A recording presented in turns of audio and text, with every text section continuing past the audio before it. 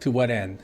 There is a particular stillness that settles in just after the fire. When the last column of smoke trails into a morning sky, when the rubble is warm and the children have stopped crying, when the architects of destruction finally sit down and loosen their ties. It is in that moment, in that breath, we must ask, to what end? Sex, cocaine, a sunny day at the beach with obedient family and perfectly tanned minions, a knowing smirk behind dark sunglasses that you've changed the world, yes, changed it, bent it, molded it like soft wax to your will. This is the vision, isn't it? The reward for a job well done, even if the job was dismembering the spirit of a people. Even if the contract signed was with delusion, sealed not with blood, but with indifference. Religious men, men who clutch scripture like a dagger in a velvet sheath, what animates your crusade? I am not asking as a cynic, but as a student of consciousness, of cause and effect. You speak of salvation, but deal in torment. You preach sacrifice, yet feast on abundance. You wear piety like a tailored suit, it seems bursting with your appetites. To what end do you bring about poverty and fear as if they were gifts, as if suffering itself were a sacrament?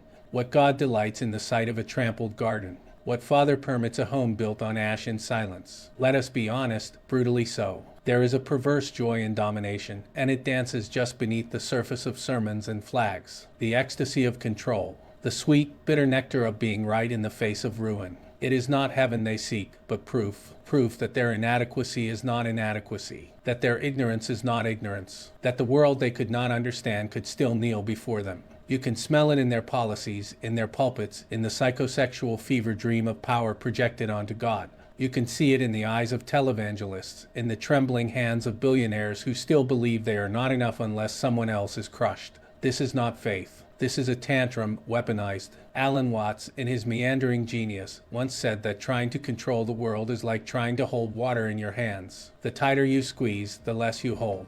But try telling that to a man whose God is a mirror. Try telling that to someone who has mistaken conquest for transcendence. So again I ask, to what end? Is it a question they dare ask themselves in the mirror? Or is it our duty now to ask it louder, over and over, until the echo rattles the cage they've built for the rest of us? Because some of us still believe in a garden worth tending. Some of us believe in joy without oppression.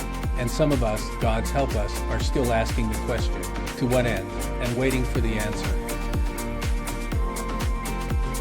Thanks for watching, reading, or listening to Carl's Mind Chimes. Making Mind Chimes takes hard work. Your subscription helps support Carl's obsession